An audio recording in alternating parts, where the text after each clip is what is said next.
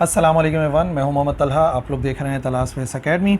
आज की वीडियो में हमारे चैप्टर नंबर 2 काइनेमेटिक्स के अंदर जो डिफरेंट टाइप्स ऑफ वेक्टर्स हैं उनको स्टडी करने वाले हैं। और टोटल हमारे इस चैप्टर के अंदर जो टाइप्स ऑफ वेक्टर डिस्कस हुए हैं वो 4 किस्म के हैं। और वो जो 4 किस्म के वेक्टर्स हैं वो हैं हमारे पास unit vector, null vector, free vector और पोजीशन वेक्टर। ये 4 किस्म के वेक्टर्स डिस्कस हुए हैं जो कि चैप्टर को समझने के लिए बहुत ज़रूरी हैं। तो चलिए शुरू करते हैं with our first definition of unit vectors. Unit vector या यूनिट वेक्टर से क्या मुराद है?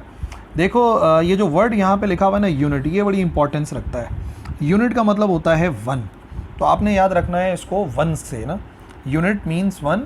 तो एक ऐसा वेक्टर यूनिट वेक्टर कहलाता है जिसका मैग्नीट्यूड बराबर होता है 1 के। एक ऐसा वेक्टर जिसका अपना मैग्नीट्यूड, जो उसकी मिकदार होती है, जो उसकी लंबाई होती है, मतलब सेंटीमीटर हो के न्यूटन हो या जो भी हो, जो नंबर लिखा होता है साथ में वो 1 के बराबर होता है, ऐसे वेक्टर को यूनिट वेक्टर कहते हैं। और क्या मकसद है एक ऐसा वेक्टर बनाने का जिसकी मिकदार ही 1 के बराबर है? तो एक ऐसे वेक्टर का काम होता है किसी दूसरे वेक्टर की डायरेक्शन को शो करना। ठीक है जी। तो डेफिनेशन के अंदर आपने इतना ही याद रखना है, यूनिट वेक्टर एक ऐसा वेक्टर है जिसकी अपनी मिकदार यानी कि मैग्नीट्यूड 1 के बराबर है। 1 न्यूटन हो सकता है, 1 किलोमीटर, 1 सेंटीमीटर, 1 मीटर, यूनिट चाहे जो भी हो, आगे कुछ भी लिखा हुआ हो, लेकिन जो मैग्नीट्यूड होगा वो 1 के बराबर होगा। और क्या मकसद है इसका? इसका मकसद है किसी दूसरे वेक्टर की डायरेक्शन को शो करना, जो कि मैं आपको इस वीडियो में आगे समझाऊंगा। सबसे पहले अगर आप किसी वेक्टर की डायरेक्शन को मालूम करना चाहते हैं तो आपने क्या करना है, जो भी वेक्टर है उसको डिवाइड करा देंगे उसी वेक्टर के मैग्नीट्यूड से। ये जो आपको निशान नज़र आ रहा है ये मैग्नीट्यूड का निशान है किसी वेक्टर। ये जो लिखा हुआ है इसको हम क्या पढ़ते हैं? इसको हम पढ़ते हैं वेक्टर ए। और ये जो लिखा हुआ है ये होता है मैग्नीट्यूड ऑफ वेक्टर ए। ठीक है ना। अगर मॉड्यूलस का साइन लगाते हैं, मैग्नीट्यूड को लिखने के 2 तरीके होते हैं। या तो आप जो है वो ऊपर से एरो का निशानी हटा दो तो भी वो मैग्नीट्यूड बनेगा, नहीं तो एरो का निशान लगा हुआ है तो मॉड्यूलस भी लगा दोगे तो उसे मैग्नीट्यूड कहते हैं। यानी कि अगर किसी वेक्टर को उसके मैग्नीट्यूड से डिवाइड कराऊंगा तो जो आंसर आएगा वो यूनिट वेक्टर होगा, या हम कह सकते हैं कि वो उस वेक्टर की डायरेक्शन को जाहिर करेगा। ये है असल बात। ठीक है ना। अब खुद सोचो, हर वेक्टर क्वांटिटी के पास 2 चीज़ें होती हैं। एक तो उस वेक्टर क्वांटिटी का मैग्नीट्यूड होता है और साथ में उस वेक्टर की कोई ना कोई डायरेक्शन होती है। और फिर अगर मैं उसको डिवाइड करा दूं उसी के मैग्नीट्यूड से, तो जो मेन चीज़ हमारे पास आएगी वो इसका मतलब बराबर आएगी उस वेक्टर की डायरेक्शन। तो ये जो फार्मूला है ये समझ लो यूनिट वेक्टर का भी फार्मूला है और ये डायरेक्शन बताने का ही फार्मूला है। अगर आप किसी वेक्टर की डायरेक्शन को जाहिर करना चाहते हैं तो आप उस वेक्टर को उसी वेक्टर के मैग्नीट्यूड से डिवाइड कर दें, तो जो भी हमें नई चीज़ हासिल होगी वो एक्चुअली यूनिट वेक्टर कहलाएगा। और उसका अपना मैग्नीट्यूड, यानी कि अगर आप इसका मैग्नीट्यूड निकालोगे, कभी भी अगर आप इसका मैग्नीट्यूड निकालोगे तो ये हमेशा बराबर आएगा 1 के। तभी हम इसको क्या कह रहे हैं? Unit vector. ठीक है जी। कैसे डायरेक्शन को शो करता है वो भी बताना बाकी है, वो मैं आपको समझाता हूँ अभी। सबसे पहले आपने ये समझना है कि यूनिट वेक्टर स्पेस में कितने होते हैं। देखो, स्पेस और प्लेन का जो डिफरेंस है पहले आप वो समझो। अभी जो आप मोबाइल फ़ोन की स्क्रीन या कंप्यूटर की स्क्रीन के ऊपर अगर आप देख रहे हैं तो आपको हर चीज़ नज़र आ रही है 2 एक्सिस के अंदर। एक तो आपको एक्स एक्सिस नज़र आ रहा है और दूसरा आपको वाई एक्सिस नज़र आ रहा है। स्क्रीन पे आपको चीज़ें लेफ़्ट और राइट मूव होते हुए नज़र आ सकती हैं या अप एंड डाउन, करीब या दूर आते हुए नज़र नहीं आ सकती। तो बेसिकली इसे हम कहते हैं प्लेन। जैसे कि वाइट बोर्ड एक प्लेन है, पेपर जो आपकी कॉपी का एक पेपर है वो भी एक प्लेन है। तो ये जो स्क्रीन आपको नज़र आ रही है मोबाइल फ़ोन की या लैपटॉप पे अगर आप देख रहे हो तो वो जो है प्लेन है। लेकिन स्पेस क्या है? स्पेस ये है कि जहाँ बैठे हुए ज़रा उस कमरे के अंदर आप नज़र दोहराओ तो आप देखोगे कि यहाँ पर आपको लेफ़्ट और राइट भी नज़र आएगा, अप एंड डाउन भी नज़र आएगा और करीब और दूर भी नज़र आएगा। तो उसी को हम स्पेस कहते हैं। जो चीज़ हमें नज़र आ रही है ना जगह, वहाँ पे आपको 3 एक्सिस नज़र आते हैं। एक्स एक्सिस नज़र आता है, वाई एक्सिस नज़र आता है और करीब या दूर के लिए स्क्रीन से ऊपर आता हुआ जेड एक्सिस भी नज़र आएगा या फिर अंदर जाता हुआ माइनस का जेड एक्सिस भी नज़र आएगा। ठीक है जी। जिसको हम कार्टेशियन कोऑर्डिनेट्स कहते हैं। देखो, एक्स किस तरफ होता है? एक्स होता है राइट साइड पर। यह आपको नज़र आ रहा है वाई, जो कि ऊपर की तरफ आपको नज़र आ रहा है। और फिर जो जेड एक्सिस होगा, जो स्पेस में आपको नज़र आता है, वो स्पेस में आपको बाहर की तरफ नज़र आएगा, टूवर्ड्स यू, यानी कि स्क्रीन से ऊपर की तरफ नज़र आता है। अब जाहिर सी बात है आप 2D स्क्रीन पे देख रहे हो तो इस वजह से मुझे थोड़ा सा टेढ़ा बनाना पड़ा, पर याद रखना जो जेड है ये आपकी तरफ आ रहा होगा। और ये वो बच्चे ज़्यादा बेहतर तरीके समझ पाएंगे जिन्होंने कभी कोई 3D मूवी देखी हो। तो 3D मूवी जब आप देखोगे ना, 3D मूवी मतलब 3 डायमेंशन वाली मूवी, तो एक जनरल मूवी के अंदर आप लेफ़्ट और राइट ऑब्जेक्ट को मूव होते हुए देख सकते हो, ऊपर नीचे मूव होते हुए देख सकते हो, लेकिन करीब या दूर आते हुए नहीं। जबकि अगर आप 3D सिनेमा देखोगे, 3D मूवी देखोगे, तो उसमें आपको नज़र आएगा जो बॉडी है वो आपके करीब या दूर भी जा रही है, आपको ऐसा लगता है आप वहीं पर ही बैठे हुए हो। तो वही 3D कहलाता है और यहाँ पर मैं वही कॉन्सेप्ट आपको देना चाह रहा हूँ। और इसकी बेहतरीन मिसाल होगी, आप जिस कमरे के अंदर बैठे हैं उसके आप बिल्कुल कॉर्नर की तरफ देखोगे तो आपको जो है वो दीवारों, बिल्कुल जो कॉर्नर होगा ना, छत वाला हिस्सा आप अगर देखेंगे टॉप कॉर्नर, तो आपको नज़र आएगा कि एक जो है वो दीवार एक तरफ जा रही होती है एक्स की तरफ, फिर एक वाई नीचे की तरफ दीवार आ रही होती है, और फिर एक जेड नज़र आता है। तो बिल्कुल इसी तरीके से होते हैं जो तीनों एक्सिस होते हैं ना। तो हमने क्या करा, हमने इन्हीं के लिहाज से कुछ यूनिट वेक्टर सपोज करा। अब देखो ये 3D ऑब्जेक्ट फॉर एग्जांपल मैंने बनाया, तो एक्स वाई जेड आपको कैसे नज़र आएगा, एक्स वाई जेड आपको इस 3D ऑब्जेक्ट में कुछ इस तरीके से नज़र आएगा। तो एक 3D ऑब्जेक्ट है, जेड आपकी तरफ आ रहा होता है, एक्स लेफ्ट और राइट जा रहा होता है, वाई अप एंड डाउन जा रहा होता है। तो हम हर एक्सिस के लिहाज से एक यूनिट वेक्टर सपोज करते हैं, जिन्हें यूनिट वेक्टर इन स्पेस कहते हैं। एक्स एक्सिस के लिए हम सपोज कर लेते हैं यूनिट वेक्टर आई, जो कि एक्स एक्सिस के अंदर नज़र आ रहा है सीधा सीधा, ठीक है ना। अब मैंने एक्सिस मिटा दिया ताकि आपको यूनिट वेक्टर नज़र आ सके। फिर आपको नज़र आएगा इसी एक्सिस के अंदर यूनिट वेक्टर वाई, वो आपको कहाँ नज़र आएगा, वो आपको ऊपर की तरफ नज़र आएगा, ठीक है। और फिर एक और अगर आप एक्सिस को देखो तो फिर आपको एक यूनिट वेक्टर नज़र आएगा जो आपकी तरफ आ रहा होगा, और वो यूनिट वेक्टर के कहलाएगा, यानी कि ऊपर की तरफ। तो अगर कभी भी आपको एक्स एक्सिस को शो करना होगा तो आप यूनिट वेक्टर आई लिखेंगे, और आपको अगर जे को शो करना होगा, अप एंड डाउन शो करना होगा यानी कि वाई एक्सिस को, तो आप यूनिट वेक्टर जे लिखेंगे। और अगर आपकी तरफ आता हुआ, आपके करीब आता हुआ, दूर जाता हुआ शो करेंगे तो जेड एक्सिस के लिए आपको यूनिट वेक्टर के लिखना होता है, ठीक है ना। तो इन तीन यूनिट वेक्टर्स की मदद से हम किसी भी वेक्टर की डायरेक्शन को जाहिर कर सकते हैं बड़े ही ज़बरदस्त तरीके के साथ, जो मैं आपको आगे इस लेक्चर में समझाता हूँ। फॉर एग्जांपल मैं एक यूनिट वेक्टर सपोज करता हूँ, और वो यूनिट वेक्टर कौन सा है, लेट से वो हो गया हमारे पास एक यूनिट वेक्टर ए, और मैं इस यूनिट वेक्टर की वैल्यू को बताता हूँ कि ये बराबर है 3i के। तो अब 3i का क्या मतलब होगा, 3i का मतलब होगा कि जिस वेक्टर की मैं बात कर रहा हूँ ए वेक्टर की, उसका मैग्नीट्यूड किसके बराबर है, मैग्नीट्यूड 3 के बराबर है। और i का मतलब वो कौन सी तरफ होगा, वो होगा पॉजिटिव एक्स एक्सिस की तरफ। और पॉजिटिव एक्सिस एक्स एक्सिस किस तरफ होता है, तो जाहिर सी बात है वो ऐसे होता है, यानी कि 3 सेंटीमीटर या जो भी 3 होगा वो इस तरफ होगा। यानी कि यूनिट वेक्टर ए को देखो, मैं इस वेक्टर ए को ड्रॉ करने के बजाय अगर मैं सिर्फ लिख भी दूँ तो पढ़ते ही आपको अंदाज़ा हो जाएगा कि अच्छा भाई इसकी मिकदार 3 के बराबर है और ये पॉजिटिव एक्स एक्सिस की तरफ है। अगर इसी को थोड़ा सा चेंज करके लिख दूँ, मैं लिख दूँ एक भाई वेक्टर है -6i के बराबर, तो आपको अंदाज़ा हो जाएगा कि देखो मैग्नीट्यूड तो बराबर है 6 के, यानी कि जो भी होगा 6 सेंटीमीटर 6 किलोमीटर, लेकिन -i लिखने का मतलब ये है कि ये होगा टूवर्ड्स लेफ्ट हैंड साइड। तो आपने देखा किस तरीके से इस यूनिट वेक्टर i ने हमारी मदद करी, सिर्फ ये बताने के लिए कि जो वेक्टर है उसकी डायरेक्शन कौन सी है। यही हमारा काम है बेसिकली, जो मैं कह रहा हूँ कि यूनिट वेक्टर शो कर सकता है। अब फॉर एग्जांपल एक वेक्टर ऐसे करके बना हुआ है, एक यूनिट वेक्टर एक वेक्टर f है जो कि आपको यहाँ पे नज़र आ रहा है x और y दोनों में। तो इसको कैसे लिखा जाएगा, तो वेक्टर f को लिखा हुआ होगा फॉर एग्जांपल कुछ इस तरीके से कि हम ये देखते हैं कि ये x में कितना है और y में कितना है। तो फॉर एग्जांपल हम ऐसे लिखते हैं कि 3i + 4j, यानी कि x एक्सिस में देखा जाए तो उसकी मिकदार 3 आ रही है और वो i और j दोनों में है। तो जिस भी यूनिट वेक्टर के अंदर आप i और j देखोगे तो आपको समझ में आ जाएगा कि i जो है इसका मतलब x एक्सिस तरफ और j मतलब y एक्सिस की तरफ, तो ये वेक्टर उनके दरमियान में कहीं पर होगा। तो i और j की मदद से मैंने एक वेक्टर f को शो कर दिया। इसी तरीके से फॉर एग्जांपल कोई वेक्टर v है और वेक्टर v में लिख रहा हूँ 2i और +k कर देता हूँ। अब इसको पढ़ते ही आपको समझ में आ जाएगा कि जो वेक्टर v है वो कौन कौन से एक्सिस में है। i का मतलब ये पॉजिटिव x एक्सिस में है और k का मतलब पॉजिटिव z एक्सिस में है, ठीक है ना। अब बनाना थोड़ा सा मुश्किल हो जाएगा, लेकिन आप थोड़ा सा विजुअलाइज़ कीजिए कि जो यूनिट वेक्टर है ये x और z दोनों में होगा। और फिर बहुत सारे वेक्टर्स हमारे पास ऐसे आते हैं जिसमें तीनों एक्सिस लिखे होते हैं। फॉर एग्जांपल लिखा हुआ है 2i + 3j और प्लस का 5k। इसका मतलब ये जो वेक्टर है ये x, y और z तीनों एक्सिस के अंदर मौजूद है। तो i, j, k की मदद से कितनी आसानी के साथ हम बिना वेक्टर को बनाए शो कर सकते हैं। और यही मैंने आपको बताया ना कि यूनिट वेक्टर का काम क्या है, किसी दूसरे वेक्टर की डायरेक्शन को शो करना।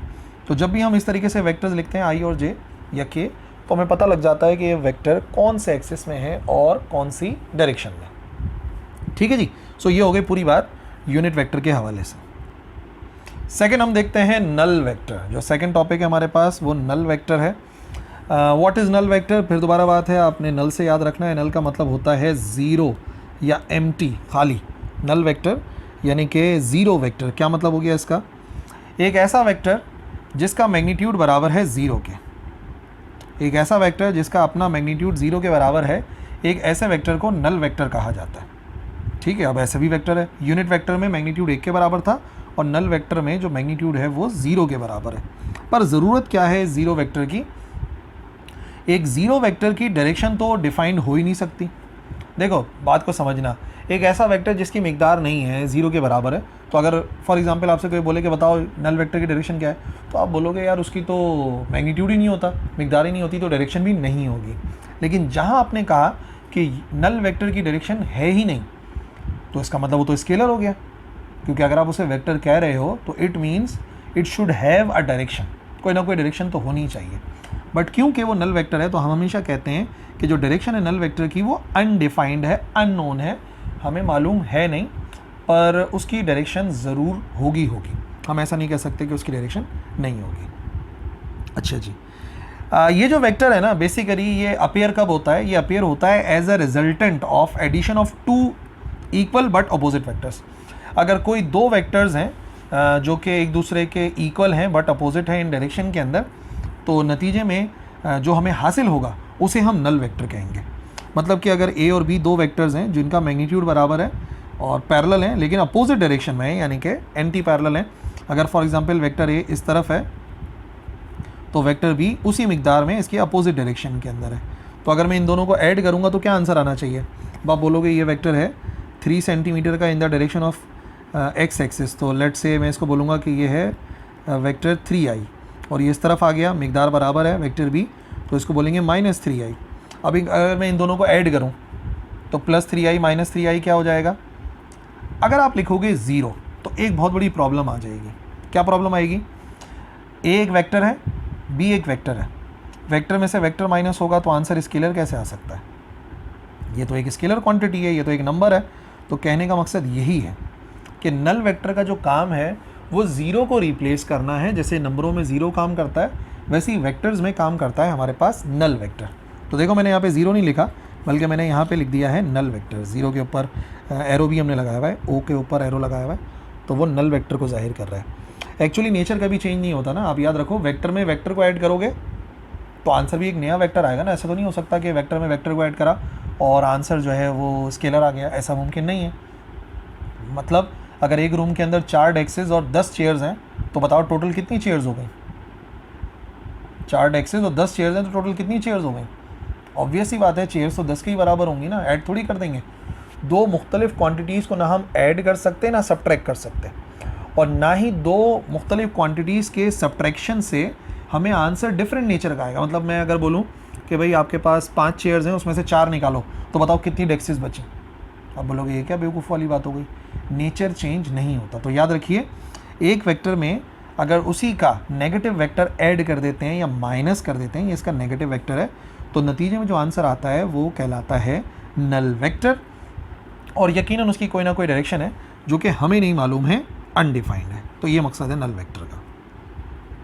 जैसे कि आप देखो, अगर यहाँ पर ये ओ नल वेक्टर है तो उसको हम ऐसे लिखेंगे, उसका आई वाली वैल्यू भी, यानी कि जो एक्स कॉम्पोनेंट है वो भी 0 के बराबर है, जो वाई कॉम्पोनेंट है वो भी 0 के बराबर है, जो जेड कॉम्पोनेंट है वो भी 0 के बराबर है।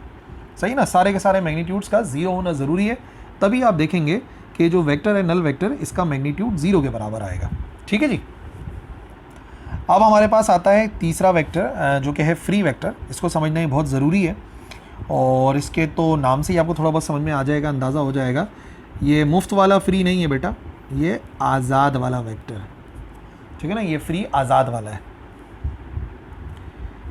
एक ऐसा वेक्टर जिसे कहीं भी डिस्प्लेस कर सकते हैं स्पेस के अंदर, उसे कहते हैं फ्री वेक्टर। यानी कि एक ऐसा वेक्टर जिसे मैं जहाँ चाहूँ बना सकता हूँ स्पेस के अंदर। बस ध्यान ये रखना है कि उसका मैग्नीट्यूड और डायरेक्शन सेम रहे। उसको आप कहीं भी डिस्प्लेस करा सकते हो, बस मैग्नीट्यूड और डायरेक्शन सेम रहे, ऐसे वेक्टर को फ्री वेक्टर कहते हैं। जैसे मिसाल के तौर पे आप आज़ाद हैं, आप फ्री हैं, तो इसका मतलब आप जहाँ चाहे जा सकते हैं, लेकिन आप ही जाएंगे, रूल्स को फॉलो करते हुए जाएंगे। ठीक है ना। तो रूल क्या है वेक्टर का रूल ये है कि वेक्टर की डायरेक्शन और वेक्टर का मैग्नीट्यूड कभी नहीं बदलता। उसको सेम रखते हुए आप चाहे उस वेक्टर को कॉपी कर टॉप पे बनाओ, बॉटम पे बनाओ, दरमियान में बनाओ, इट डजंट मैटर। ठीक है, ये बात मैंने आपको बता दी, मैग्नीट्यूड डायरेक्शन का सेम रहना ज़रूरी है। एक वेक्टर है जिसके बारे में मैं आगे समझाऊंगा, पोजीशन, वो फ्री नहीं होता। बाकी सारे के सारे वेक्टर जो आज तक आप लोगों ने पढ़े हैं और आगे पढ़ोगे वो सारे के सारे फ्री वेक्टर कहलाएंगे सिवाय एक वेक्टर के, वो पोजीशन वेक्टर होता है। फॉर एग्जांपल ये आ गया हमारे पास एक्स एक्सिस और वाई एक्सिस और यहाँ पर ओरिजिन है, ये जो पॉइंट है ये हमारा ओरिजिन कहलाता है। यहाँ पर मैंने एक वेक्टर ए बनाया, ठीक है ना। मैंने एक स्टूडेंट को बोला कि आप वेक्टर ए बनाइए, जो भी उसकी डायरेक्शन है मैंने बताई और मैंने उसकी मिकदार बताई, तो आपको वेक्टर ए नज़र आ गया।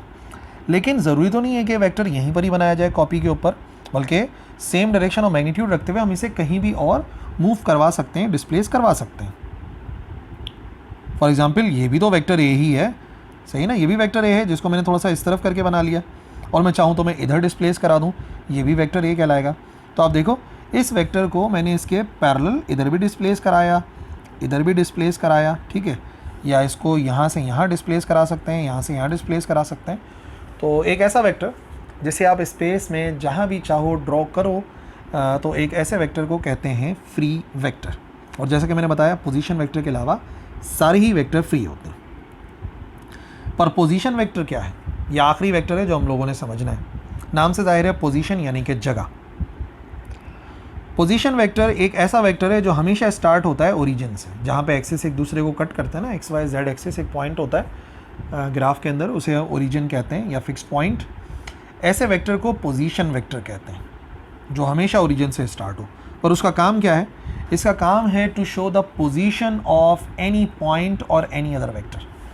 पोजीशन वेक्टर की मदद से हम किसी दूसरे वेक्टर की या पॉइंट की पोजीशन को जाहिर कर सकते हैं, और एक्चुअली यही वजह है कि इसका नाम है पोजीशन वेक्टर, वरना इसको पोजीशन वेक्टर ही क्यों बोला जाएगा। ठीक है ना, बात समझ में आ गई।